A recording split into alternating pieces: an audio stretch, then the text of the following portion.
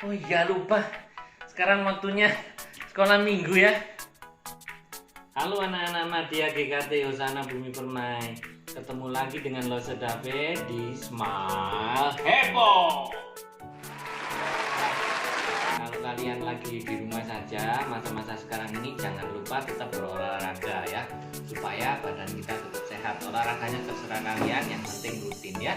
Nah adik-adik, mari kita berdoa dulu sebelum memulai firman Tuhan ini. Tuhan, terima kasih kami boleh ada di sini untuk mendengarkan firman-Mu. Berkati hati kami supaya kami dapat menerima firman-Mu dan melakukannya dalam kehidupan kami. Terima kasih Tuhan, di dalam nama Yesus kami sudah berdoa. Amin. Nah, sekarang Loso mau nanya sama kalian. Misalkan kalian ini mau diciptakan sebagai mobil, kalian pilih jadi mobil yang mana? Pertama, mobil ini ya, supercar ya. Yang kedua, kalian jadi mobil penumpang ya. Yang ketiga, kalian jadi mobil barang. Yang keempat, kalian jadi mobil off-road. Nah, pilih yang mana? Loso tanya sama kalian ya, gimana? Coba jawab dalam hati masing-masing. Adik-adik, kita tidak bisa memilih diciptakan sebagai mobil yang mana ya. Seperti dalam kehidupan kita tidak bisa memilih diciptakan sebagai siapa ya. Nah, mungkin sebagian dari kita akan berpikir lebih baik aku jadi yang sports car dong, yang supercar tadi. Wah, semua orang akan mengagumiku ya.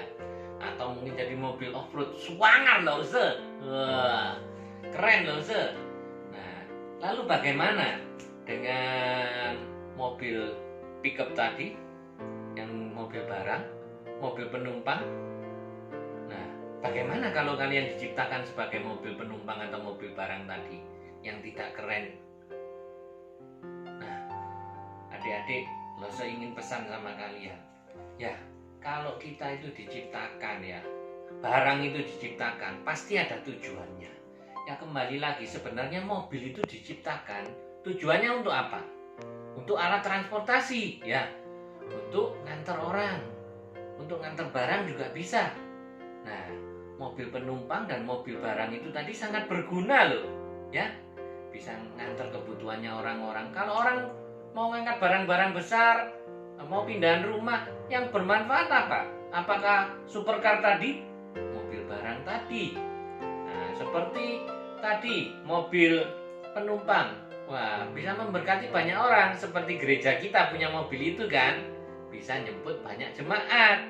Kalau supercar tadi cuma isi 2 orang gitu ya. Nah, seperti mobil off-road tadi kan ya nggak cocok ya kalau buat ini ya. Kalau mungkin untuk kebutuhan off-road cocok. Jadi walaupun tidak bergengsi seperti ini ya, tapi kalian lihat tujuannya diciptakan itu tadi mulia, baik ya. Kalau kita sudah diciptakan jadi mobil-mobil itu ya, jadilah fungsimu ya, tidak masalah.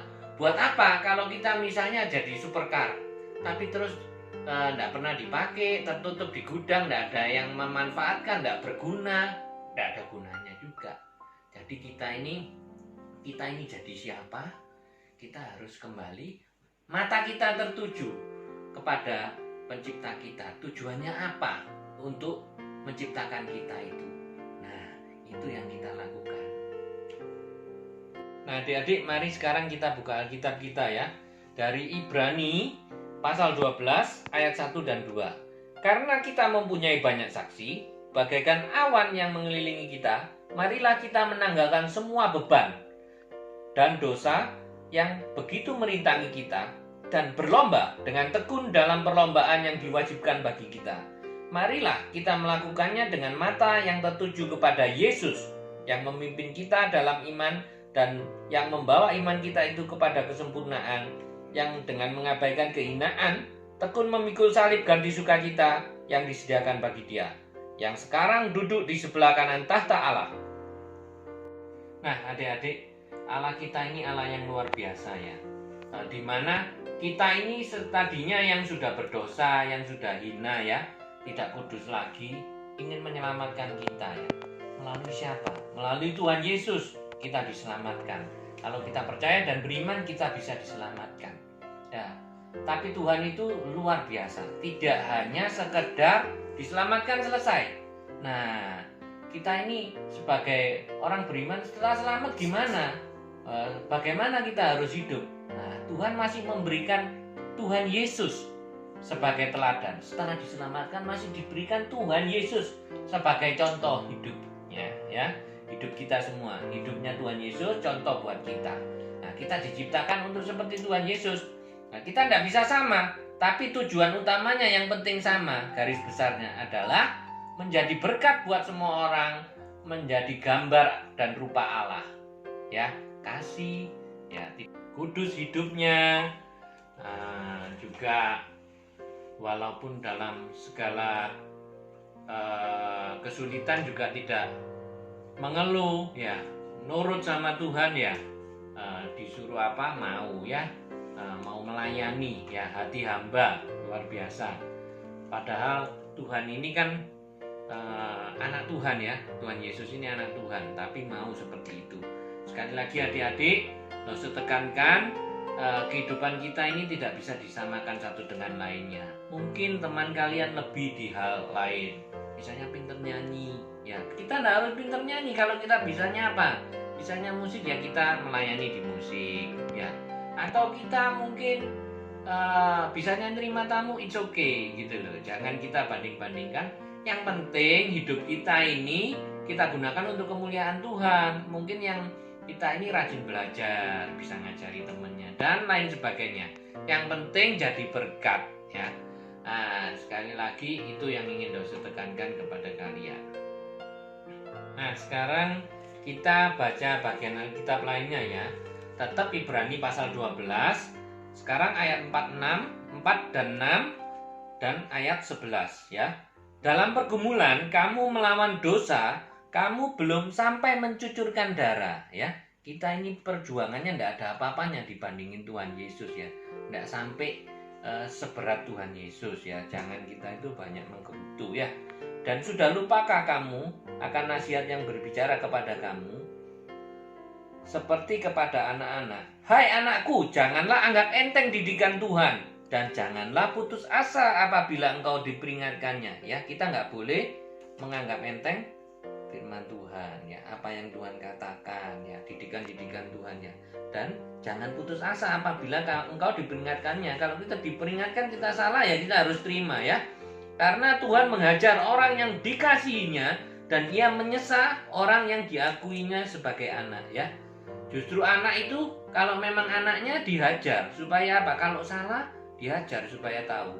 Dan kadang-kadang diizinkan mengalami hal-hal yang tidak enak. Misalnya anak bersepeda, kadang roda biasanya roda 3, roda 4 ya, dilepas 2. Kadang jatuh-jatuh dibiarkan, tidak apa-apa. Itu memang sakit, tapi lama-lama dia mandiri, tidak harus dipegangi terus. Nah, seperti itu ya. Kita harus memandang dengan sudut pandang positif seperti Tuhan Yesus ya. Ya. Memang tiap-tiap ganjaran pada waktu ia diberikan tidak mendatangkan sukacita ya. Kita pasti sedih waktu kita mengalami hal-hal yang tidak enak, tetapi duka cita ya. Tetapi kemudian ia menghasilkan buah kebenaran yang memberikan damai kepada kepada mereka yang dilatih olehnya. Nah, adik-adik, kalau kita itu sudah ganjar Tuhan, diingatkan kesalahannya, tentu kita akan menjadi orang yang lebih baik lagi. Tujuannya itu. Kadang-kadang juga kita diizinkan ya, bukan karena kesalahan kita mengalami hal yang tidak enak. Seperti sekarang ini ya, kita mungkin mengalami ya seperti COVID ini, kita harus ada di rumah ya. Kita harus ambil sisi positifnya. Mungkin kita ambil waktu lebih banyak dengan saudara kita, dengan papa mama kita. Mungkin Tuhan ingin kita hubungannya lebih baik lagi atau apa. Nah, kita tanya dalam diri kita. Yang penting kita jangan lupa ya. Nah, dalam penderitaan itu kita harus berpandangan positif. Oh, ini tujuannya pasti untuk kebaikan. seperti Tuhan Yesus. Walaupun aku harus menderita, tidak apa-apa Bapak ya. Aku mau disalib, tidak apa-apa. Karena ini positif, ini akan pengorbananku akan menyelamatkan manusia. Seperti itu. Kita pun harus positif. Oh ini Tuhan pasti rencana yang baik. Kita cari apa rencana yang baik buat kita dalam penderitaan itu, terutama dalam masa-masa sekarang. Jadi adik-adik sekali lagi Lose berpesan kepada kalian, hari ini adalah mata kita harus tertuju kepada siapa? Pencipta kita, ya, yang sudah menyelamatkan kita. Nah, yang kedua, mata kita tertuju kepada siapa? Tuhan Yesus yang sudah diberikan Tuhan kita, Allah Bapa, memberikan anaknya, Tuhan Yesus, sebagai teladan untuk kita contoh kehidupannya, yaitu apa? Menjadi berkat buat orang lain ya, dengan kasih dan hidup kudus ya. Jangan ngomong cinta, jangan ngomong kasih kalau kamu belum berkorban ya. Kasih itu bukannya seneng-seneng, cinta itu bukan seneng-seneng, cinta itu pengorbanan, seperti yang Tuhan Yesus lakukan terhadap kita ya. Sampai di sini Tuhan Yesus memberkati. Nah adik-adik, sekarang waktunya kita berdoa.